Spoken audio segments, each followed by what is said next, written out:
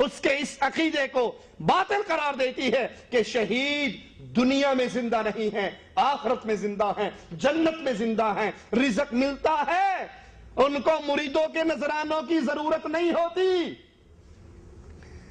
شہیدوں کو مریدوں کے نذرانوں کی ضرورت نہیں ہوتی، یہ نذرانے درباروں پہ بیٹھے ہوئے پیر کھا جاتے ہیں، وہ غریب اگر نیک ہے جو قبر میں پڑا ہے تو جنت کے میوے کھا رہا ہے، تمہاری دال روٹی کی اس کو ضرورت، وہ تو اللہ کی جنت میں ہے، اللہ اس کو رزق دے رہا ہے، اور وہ رزق جنت کے میوے ہیں، وہ مزے جنت کی نہروں کے پاس ان کا آرام اور عرش کے سائے کی قندیلوں میں آرام کرنا۔ اسی طرح میرے رسول صلی اللہ علیہ وسلم کے وہ صحابہ اس کے بعد افضل ترین مقام رکھتے ہیں جو بیت رضوان میں شامل ہوئے، جب اللہ کے رسول صلی اللہ علیہ وسلم قافلہ لے کر چلے، آپ کو روک دیا گیا حدیبیہ کے مقام پر، آپ عمرے کی غرض سے آئے تھے، عمرے کی نیت سے آئے تھے، اللہ کے رسول صلی اللہ علیہ وسلم نے اپنے سفیر حضرت عثمان رضی اللہ عنہ وارضاہ کو مکہ روانہ کیا۔ اے عثمان تم جاؤ، اہل مکہ کو پیغام دو، ہم لڑنے کے لیے نہیں آئے، مارکے کے لیے نہیں آئے، جہاد کی نیت سے نہیں آئے، ہم تو صرف اللہ کے گھر کا عمرہ کرنے کے لیے آئے ہیں، طواف کرنے کے لیے آئے ہیں، تم جاؤ۔ حضرت عثمان گئے رضی اللہ عنہ وارضاہ، اہل مکہ نے ان کے استقبال کیا، کہا اگر بیت اللہ کا طواف کرنا ہے عثمان تمہارے لیے حرم کا دروازہ کھلا ہے، جاؤ طواف کر لو۔ عثمان تیری عظمتوں پہ قربان، عثمان تیرے رسول سے سچی محبتوں پہ قربان۔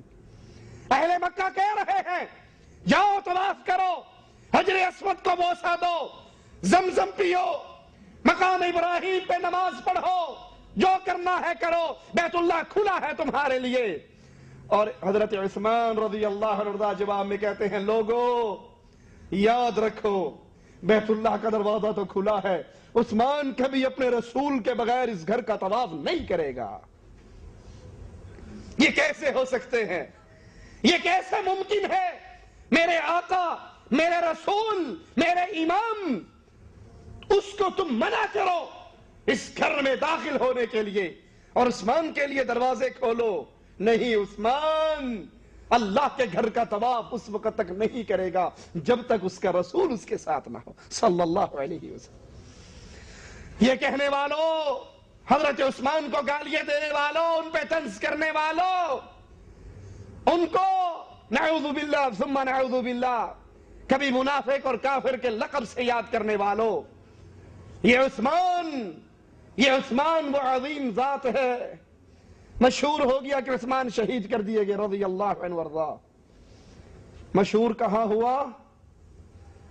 مکہ کے اندر حضرت عثمان ہے اور اللہ کے رسول مقام حدیبیہ پر ہیں۔ مشہور ہو گیا، آپ تک خبر پہنچ گئی کہ عثمان کو شہید کر دیا گیا، لیکن عثمان شہید نہیں ہوئے تھے۔ یہ بیت رضوان کا قصہ اللہ کے لیے اگر تھوڑی سی عقل کے ساتھ غور کرو، یہ قصہ نہیں ہے، یہ عقیدے کی بہت ساری الجھنوں کو بھی ختم کر دیتا ہے۔ اللہ کے نبی حضرت عثمان کے خون کا بدلہ لینے کے لیے بیعت لیتے ہیں، بیعت کرتے ہیں اور اپنے ہاتھ کو عثمان کا ہاتھ قرار دیتے ہیں، اس پہ اپنا ہاتھ رکھتے ہیں، صحابہ کا ہاتھ رکھا جاتا ہے، ان سب کے ہاتھوں پر اللہ کا ہاتھ ہے۔ اگر اللہ کے نبی حاضر ناظر ہوتے تو بیت رضوان کا قصہ واقع آپ یہاں پر بھی ہوتے اور مکے میں بھی ہوتے، آپ کو تو پتا ہوتا کہ یہ عثمان زندہ موجود ہے۔ اگر اللہ کے نبی حاضر ناظر ہوتے تو یہ قصہ کیسے واقع ہوتا، یہ بیعت کیسے لی جاتی؟ اللہ کے لیے سوچنا۔ عقل اللہ نے بہت بڑی نعمت دی ہے، اس کو استعمال کرو۔ اگر اللہ کے رسول صلی اللہ علیہ وسلم عالم الغیب ہوتے، پیروں فقیروں کے بارے میں کہنے والوں، ہمارے ولیوں کو علم غیب، ہمارے پیروں کو علم غیب، ہمارے ملنگوں کو علم غیب، تعویذ فروشوں کو علم غیب، طوطا پارٹی کو علم غیب، جو طوطے پنجرے لا کے صبح صبح طوطے نکال کے 4 پڑیاں آگے رکھ کے بیٹھ جاتے ہیں، قسمت جو چاہے پوچھو، ان کو بھی علم غیب۔ یہ امام الانبیاء ہے، 1400 صحابہ آپ کے ساتھ ہیں، مقام حدیبیہ ہے، حضرت عثمان مکہ کے اندر موجود ہیں، خبر مشہور ہو گئی، عثمان شہید ہو گئے، اور عثمان کے خون کے بدلے کے لیے، انتقام کے لیے، لڑائی اور قتال کے لیے اللہ کے رسول اپنے صحابہ سے موت کی بیعت لے رہے ہیں، لڑنے اور مرنے کی بیعت لے رہے ہیں، عثمان کے خون کا انتقام لینے کی باتیں ہو رہی۔ اور اگر رسول اللہ صلی اللہ علیہ وسلم عالم الغیب ہوتے تو آپ کو تو پتا ہوتا کہ یہ افواہ پھیلی ہے، یہ جھوٹی خبر ہے، مجھے تو پتا ہے کہ عثمان رضی اللہ عنہ وارضاہ زندہ سلامت موجود ہیں، وہ شہید نہیں ہوئے، ان کو مارا نہیں گیا۔ یہ وہ عظیم لوگ جن کے لیے قرآن حکیم کی آیات نازل ہوئی، لَقَدْ رَضِيَ اللَّهُ عَنِ الْمُؤْمِنِينَ إِذْ يُبَايِعُونَكَ تَحْتَ الشَّجَرَةِ، اللہ ان سے راضی ہوا، ان اہل ایمان سے، ان 1400 صحابہ کو، مالک اس درخت کے نیچے بیٹھے ہوا کو اللہ مومنین کہہ رہا ہے۔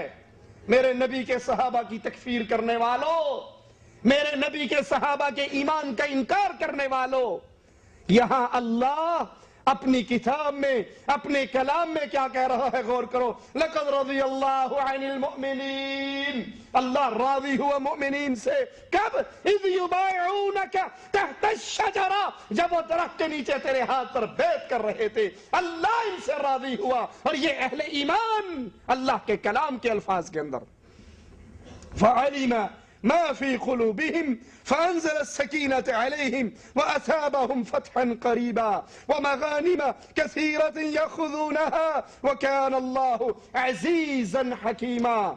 اللہ نے ان کے دل کو، ان کی دل کو ان سے راضی ہوا، اور ان کے دل کو اس کے اندر جو راز ہے اس کو بھی اللہ نے پہچان لیا، ان پر اطمینان نازل کیا، انہیں قریب فتح کی خوشخبری عنایت کی۔ یہ اہل ایمان اللہ کے کلام میں ان کا دل ایمان سے بھرا ہوا، مالک کے کلام میں اس کا بھی اعلان موجود۔ ان پر اللہ نے سکینہ، سکون، راحت، اطمینان کو نازل کیا، اور بہت جلدی ایک فتح کی خوشخبری سنائی، بہت سی غنیمتوں کی خوشخبری سنائی، اور اللہ تعالیٰ غالب حکمت والا ہے۔ صحیح بخاری میں حضرت جابر سے روایت ہے، رسول اللہ صلی اللہ علیہ وسلم نے حدیبیہ کے دن فرمایا، سنیے میرے نبی کی حدیث کو سنیے، اور صحابہ کی عزت، صحابہ کی محبت، صحابہ کے مقام کو اپنے دل میں زندہ کیجئے۔ آپ نے فرمایا، انتم خیر اہل الارض، اے حدیبیہ کے اندر موجود میرے صحابہ کی جماعت، اس دھرتی پہ تم سے بہتر کوئی بھی نہیں ہے، تم دھرتی کے سب سے بہترین لوگ ہو۔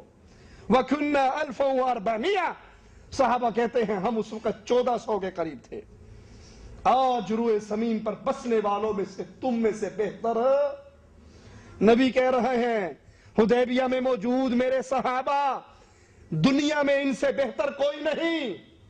اور اسلام کی طرف نسبت کرنے والے ظالم وہ کہتے ہیں کہ نعوذ باللہ ان سے بڑا کافر بھی کوئی نہیں۔ نبی کی وفات کے ساتھ ہی سارے مرتد ہو گئے تھے، کوئی بھی مسلمان نہیں بچا سوائے 3 یا 4 یا 7 کے۔ ان کے ایمان کی گارنٹی اللہ نے دی، ان صحابہ کے ایمان کی گارنٹی محمد الرسول اللہ نے دی صلی اللہ علیہ وسلم۔ صحیح مسلم میں ہے، رسول اللہ صلی اللہ علیہ وسلم نے فرمایا، لا يدخل النار ان شاء اللہ من اصحاب الشجرہ احد، میرے یہ بیت رضوان کے ساتھی، ان میں سے اللہ نے چاہا تو کوئی ایک بھی آگ کے اندر داخل نہیں ہوگا۔ الذین بایعوا تحتہا، جنہوں نے اس درخت کے نیچے میرے ہاتھ پر بیعت کی، یہ سارے کے سارے جنتی ہیں۔ امام نووی